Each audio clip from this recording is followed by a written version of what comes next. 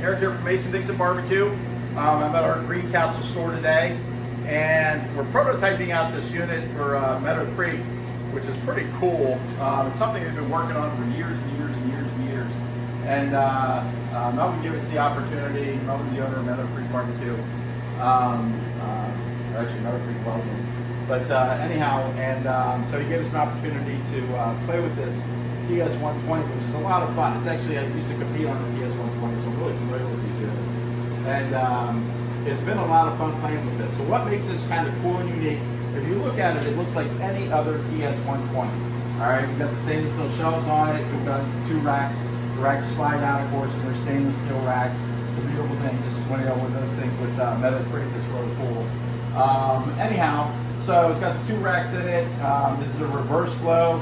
So the heat's going to come up underneath the pan, come into the end. Can you stop it for a minute? Come in, come around, and then come out, of course, with the stack. And we know it's a reverse flow because the stack is on the same side as the Firebox itself.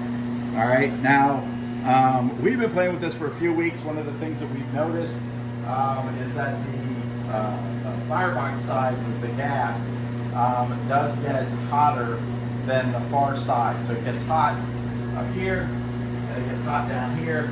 So one of the things we're going to do today is we're going to play with it a little bit, and we are going to cook on it. We're going to go ahead and we're going to put water down in the bottom. It's something I had tried on my TS120 when I did compete. And sorry for the background noise. It's actually the exhaust fan. We're going to fire this up in the kitchen here at Dixon BBQ. Anyhow, I know it's scary. Look around, pan around. We're actually a restaurant in the state of Pennsylvania. How scary is this? So anyhow, sorry about the background noise. We've got the fan going. But one of the things I did play with my old TS120 at times was actually putting water down in the bottom, because it'll actually hold water down in the reverse flow pan that's in the bottom of these. So we're going to put some water down in the bottom of it, see if we can't balance out the temperature just a little bit better, a little bit, make me a little happier when we put it that way. So this is a gas unit. Okay, it's a gas assist, actually, is what they're calling it, which is pretty cool. So what we've got is we've got a control box, which you should never open in your entire life because it's got proprietary electronics in it of some sort or another. We haven't opened it, just to let you know. But we have played with it quite a bit. It hooks up to a propane tank. We run it off of 20, we run it off of 30, we ran it off of 40, and we run it off of 42, and it seems to work fine off of any size tank. It doesn't really matter. You just get more out of it. We've cooked on it, the longest we've cooked on it is 250 degrees for about 9 hours. It used about half of a 30-pound tank when we did that. So I'm thinking a 20-pound tank would pretty much get you through your whole cook. And we're here in the winter time. I mean, it's February now. It's a pretty nice day, warm out today. It's like 45 right now. It's 7 in the morning, so it's a pretty decent, as far as that goes. But when we were prototyping this, I mean, some of the days were down to like 4 degrees. I mean, it's crazy. But anyhow, so, and then the other thing with this is actually you do have to plug it in.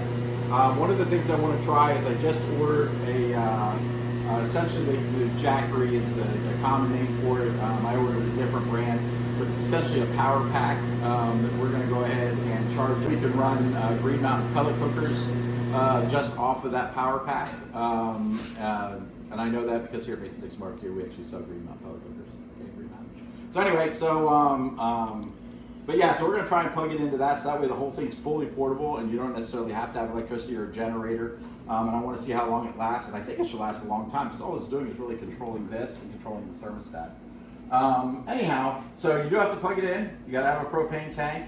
My general thought as a caterer, if I was using this, which if you're a caterer, and again, you're buying this type of smoker and you're not putting this on there, I think you are out of your mind.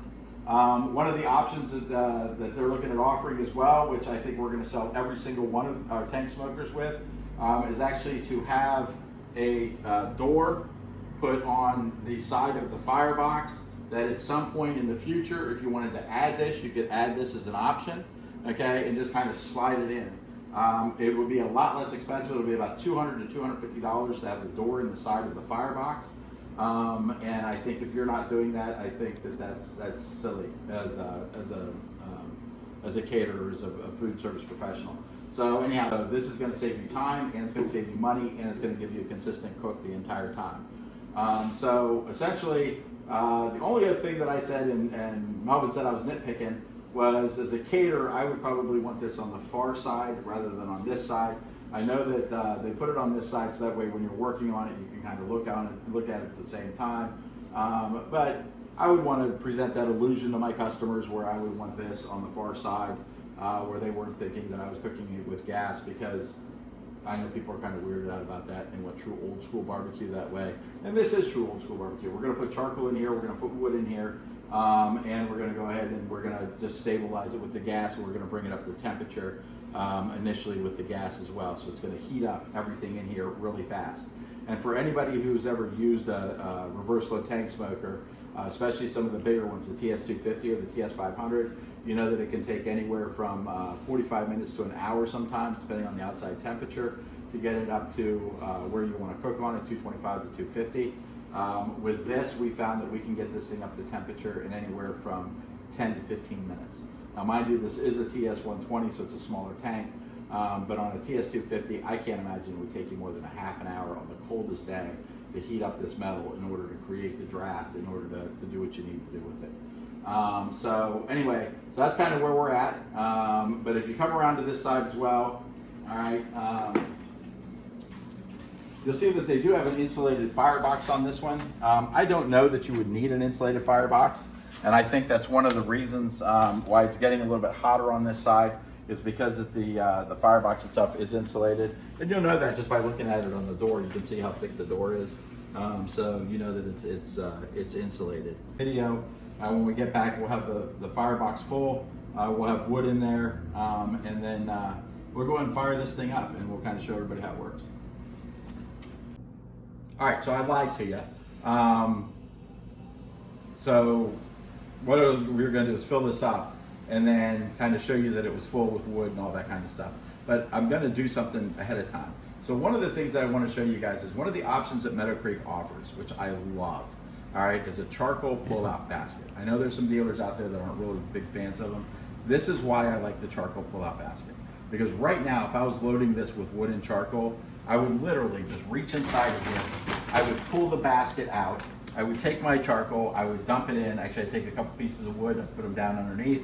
And then I'd go ahead and I would take my charcoal, I would go ahead and I would dump it right into the basket, take a couple more chunks of wood, put them on top, and then just slide the basket in. And I would be done in, about 30 seconds or so. It wouldn't be any problem whatsoever. But because this one does not have a charcoal pull-out basket, and again, I'm a big fan. I know there are folks that aren't. I am a big fan of charcoal pull-out baskets. And sorry for my shiny head. Anyway, but when we load these up, I'm gonna go ahead and I'm gonna put a couple chunks of wood down here at the bottom, and I'm putting them at the bottom, so that way we've got, we're using apple wood today, and I'm putting them at the bottom, so that way when I put my charcoal on top, it smothers the wood, all right, and so the wood won't actually catch fire, and then I'm gonna get a lot longer smoke out of it while I'm cooking. All right, so I'm gonna get a smaller piece here, put this in, but now watch this. So when I load the charcoal, there are a couple things I can do. I can go ahead and I can dump my charcoal into a 5-gallon pail, okay, and then kind of throw it in there. All right, so that's one way to do it. All right, and then the other way to do it, which is equally just a pain in the butt, all right, is to just go ahead, or I can fill up a charcoal chimney and kind of throw it in there as well, or I can just do it by hand, which is a pain, okay? And again, time is money, and money is time. And if I'm sitting here messing around with this, I'm costing myself much more over the 20-year, 30-year lifetime span of this tank smoker, okay, loading in this full charcoal by hand. Get a charcoal basket, for heaven's sake. I think it burns better, I think it breathes better, and it just works better. So, all right, we're gonna go ahead and load this up, and when we get back, this will be full. All right, so through the magic of video, in my back, and cleaning all the charcoal off the floors, it fell onto the floors, it fell out of the firebox, so we don't have a basket in here. We have loaded it up. Go ahead and again, get a better shot of that. But yeah, so you can see we've loaded it up. I got it about halfway full. I got some chunks of wood inside of there as well. Now, we've done this with just splits, okay? Just getting splits of wood versus the chunks, and just put them in there, kind of like what you would do with an Old Hickory or Southern Pride. And I'm not saying this is an Old Hickory or Southern Pride, but it works exactly like that, okay? So with an Old Hickory or Southern Pride, you run gas and you run a gas flame, you throw splits into it, and then that's what gives you your smoke. That's what most commercial restaurants are using, but they're paying, $30 $30,000 to $40,000 for those bad boys. And that's for a bigger one. But anyway, so anyhow, we're going to head and I'm a big believer of the charcoal, just because I think that actually imparts a flavor as well. So we're going to do the charcoal and wood. If I need to, I'll throw a little bit more wood in here in a little bit. You know, probably in about 3 or 4 hours. After that, we don't really need a whole lot of smoke to begin with. You know, our meat has absorbed as much smoke as it's going to get. Anyway, so that's kind of what we've done. We've gone ahead and put a couple chunks of wood down, put a nice bed of charcoal down, went ahead and threw another couple chunks of wood on top of that. And one of the other things we did talk about was that we're going to add water to this. It's kind of like a test to see if we can balance it out. Now, one of the interesting things with the gas assist as well is that the thermostat for this is actually on the back side of this bottom grate down here. Okay, so it's on the back, oh, I'm sorry, the back side of the top grate up here. There it is right there, sorry, my apologies. Anyway, it's right there. All right, so that's where it's reading the temperature. And because the Firebox is getting a little bit hotter because it's an insulated Firebox, which means our drip pan down here is getting a little bit warmer as well. And that's where it's reading from. So what we have found, and that's like, it's going to be that way with just about any smoker out there on the market that you find, that it's going to read digitally here a different temperature than it's going to read on your thermostat here. Okay, now one of the things that I would recommend to most folks is to invest in a meter, which we actually also sell here at Dixon BBQ, and get the meter block, because then you can actually have meat up here, meat down here, meat there, and then get that to read directly to your phone. And the meter, of course, tells you the temperature of the meat, and it tells you the ambient temperature of your cooker right there where that. Okay, so we're back again. So we're talking about the meter, and that way you can get your 4 temperatures. Or the other thing that you could do is get a thermostat, you know, just a regular analog thermostat, but have one put here in the door here, and have one put here in the door here. It might cost you just a couple more bucks. On a TS250, I would say put one on either end and probably put one in the center. On the TS500, I would probably do the same thing. That way you know your temperature from one end to the other, and that even if there is a bit of a fluctuation as far as the temperature variance goes, you know what it is. So maybe when you wrap, you switch your pans around wherever you're going to do it or however you're going to do it, and whatnot. The other thing to see here too is that, let's slide these over. All right, so if you look down in here, there is a grease track down in the side of there. I'm not sure if you guys can see that or not, but there's a grease track down inside of there, and it drains out back over on this side. So when you're not cooking with water in there, I would tell you always keep this closed. Even when you are cooking with water in there, we're going to keep that closed. Over the years using my TS120, I found that I get temperature fluctuations sometimes when that's open. Plus, if that's open and I forget that that's open, all my grease is going to run down and run out of the unit onto somebody's property, okay? And it'd be even worse if it's mine. So anyhow, because you'll at some point or another forget to put a bucket underneath there or whatnot. So it's just easier, just keep it closed. You get better temperature from one side to the other, and you don't have to worry about getting greasy all over the place. All right, so we are just going to add some water to the bottom of this, and it'll just go right in.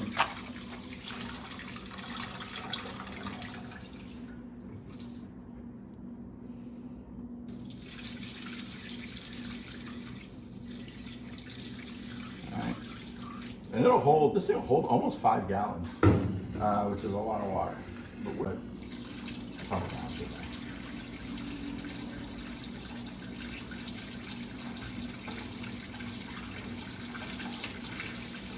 And again, this is just something we're trying out.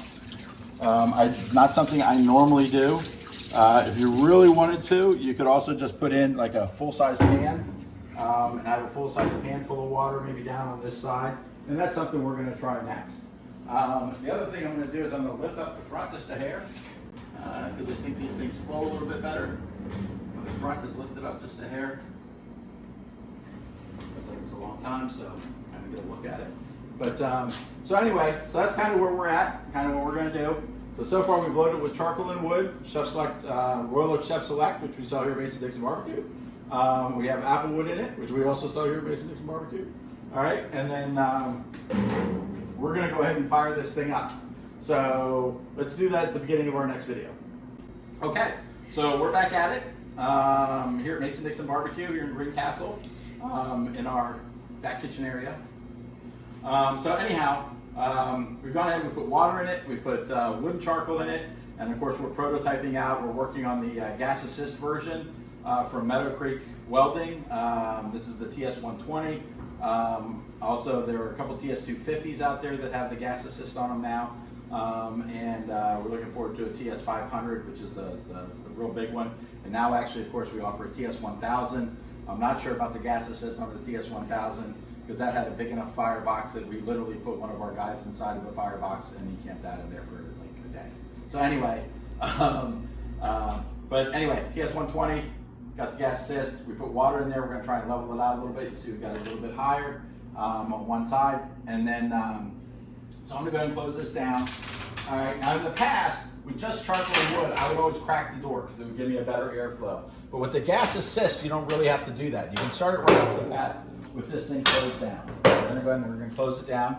We've got our gas attached over here, okay? We've got it plugged in, and again, we're gonna get a portable battery pack as well, and see how that works. And then this is, of course, is the wire that goes in, and that's gonna read my temperature back over here, my digital temperature back over here.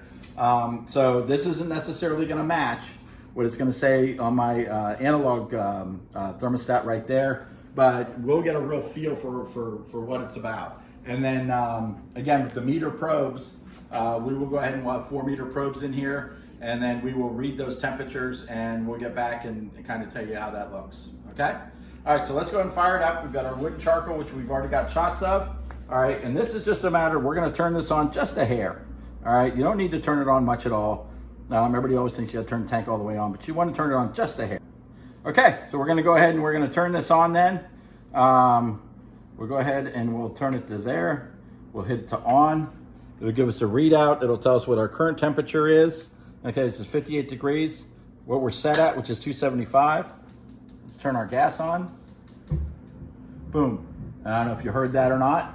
All right, but it went ahead and lit. So let's go ahead and get a picture of where the burner's at so you can kind of see where she's lit. All right, you see where the burner's coming in there from the side.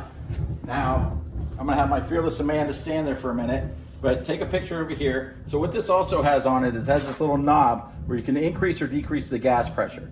So we're gonna increase it a little bit so that I get a little bit better flame. Now take a look at that bad boy.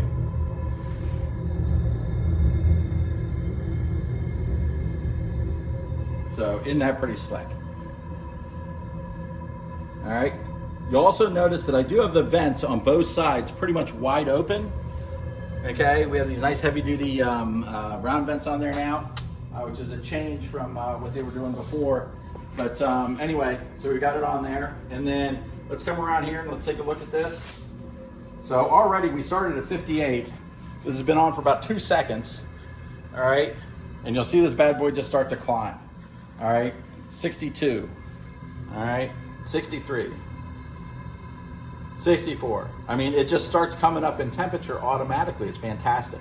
All right, the top up here is wide open. We always run a TS120, TS250, TS500 with the tops wide open. And then we're gonna go ahead and set the temperature. So as much as I hate to say how simple it is, it's this simple. Right now this thing's set at 275. We're gonna go ahead and we're gonna bump the set temperature down. All right, and I want this thing to run right around, I'm gonna put it to 235. Normally when I smoke, I actually smoke a little bit hotter than that. But I know that it's gonna be hotter on this side. So let's see where she balances out. But already, 76, 77. And I still have that back door open. So as soon as I close the firebox door, it's actually gonna start coming up a little bit faster.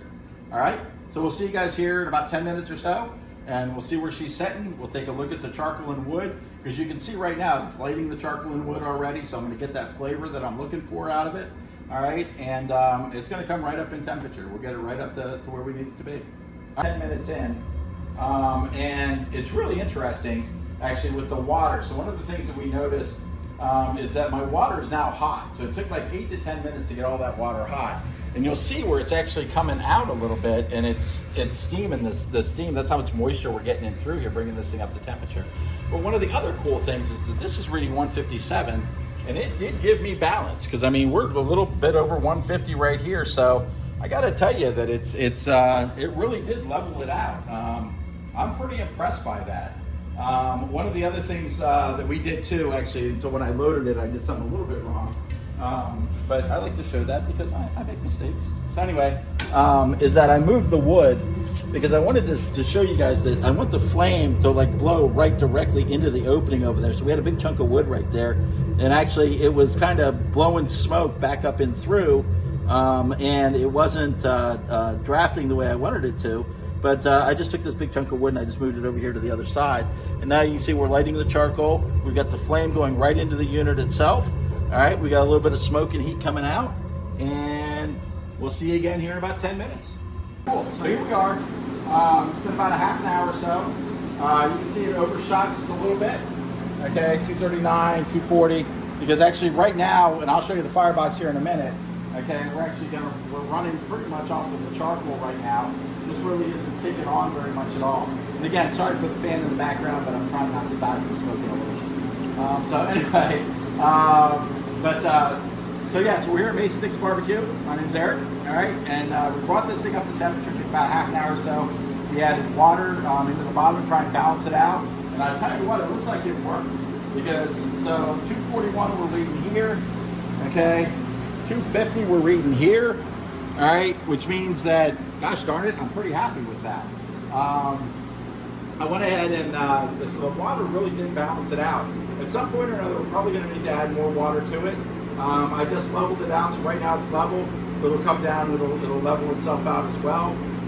One of the things we did notice, it does smoke a little bit from out of here, which is not the end of the world. Anyway, so we're pretty well level. We've got, the cleanest burn known to mankind right now. So we're going to need to throw a few more chunks of wood in there. It's going to work out fine because I want to show you what the charcoal looks like in there anyhow.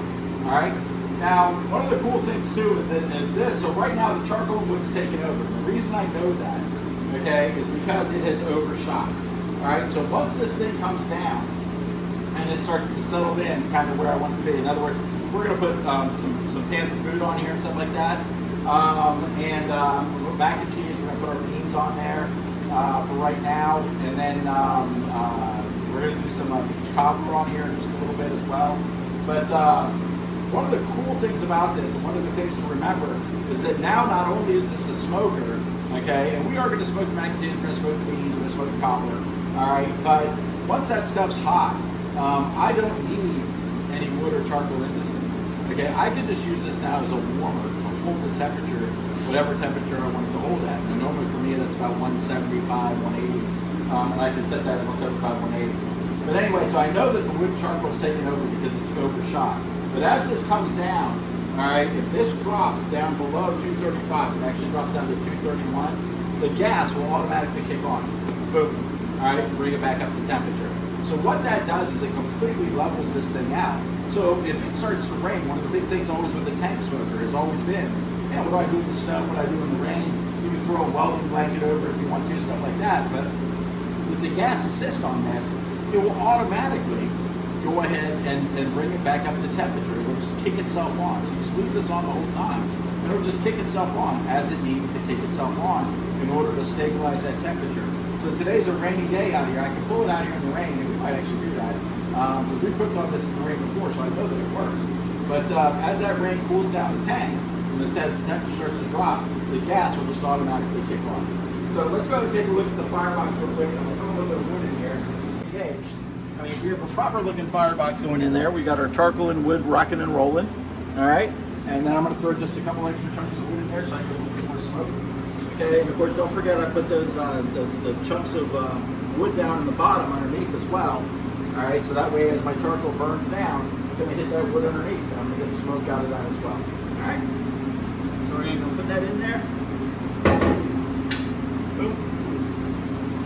And there we go. So here in about a couple minutes, we should have some smoke rolling out of there. Won't be any problem whatsoever. And, again, you don't necessarily want it to be clear. Everybody says, oh, it's having clean smoke.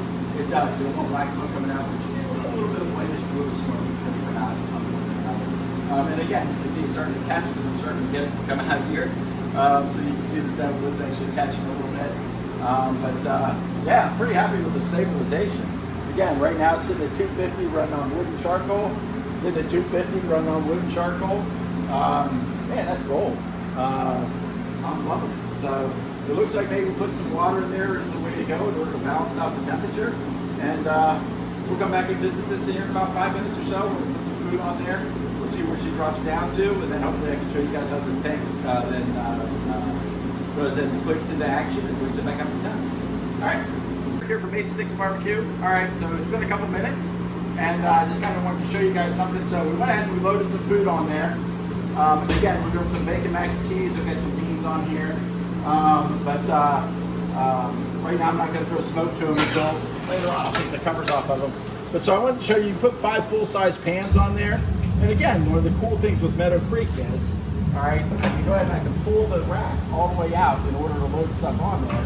All right, and then go ahead and slide it back in again. Same with the bottom rack. All right, and I got to tell you guys, if you haven't ever used one of these, or if you have used one of these and do not have sliding racks on them, you will realize what a pain in the butt it is to reach in and have to put your food on, all right, and then reach in to wrap, reach in to do all kinds of stuff. So anyhow, so it's so much nicer with the slide inside out racks. But as everyone knows with a tank smoker, okay, as soon as I lift up this lid, I am losing heat out of this lid like nobody's business.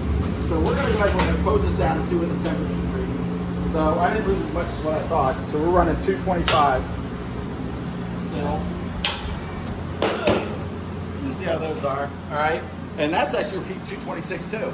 But you'll hear it here in just a minute. So one of the things I want you to hear, all right, is boom, there it was. All right, you can see that little puff of smoke. So it realizes that it's not up to temperature. All right, so it goes ahead and it catches itself, all right, and it starts coming back up to temperature. It'll take it to where it needs to be, all right, and then it'll go ahead and it'll sit there and it'll level itself out. And it's reading the same pretty much as what the dial is here at the same time. So again, I'm thinking that the water that we put in there, okay, was a home run in leveling this thing out. Now it helps a little bit too that we've got food in there now, so we've got actually some bulk in there to keep that going. But and then I did throw wood in there. Still pretty clean smoke coming out of it. I mean, there's not too much about it. What can I tell you? I'm pretty good at this. So anyhow, that's it. So that's the new gas feature on the TS units from Meadow Creek Welding. As far as I know, they are the only people in the country that are offering this. All right, and if you're interested in one of these, it's a $3,000 addition, okay, to a tank smoker. If you have an older tank smoker, yes, you can add this to that, okay? Again, it's gonna be $3,000, all right? But you are gonna have to get some welding done because you're gonna have to cut a hole, you're gonna have to get somebody locally to cut a hole in the side of your firebox so that you can slide this in and then bolt it into place. But once you do that, the whole thing is fully self-contained. I mean, that's all there is to it. So if you have an older unit, you're interested in getting this, give us a call, 717-643-0039, or my store over in Frederick, 240-439-4778. Look us up on Facebook, look us up online, mdbbqservices.com. And again, give us a call. Or if you're interested in ordering a unit like this with the gas already on there, gas assist, go ahead and give us a call, 717-643-0039. That's about it, folks. I'm Eric from Dixon BBQ, and thanks for letting me share this with you.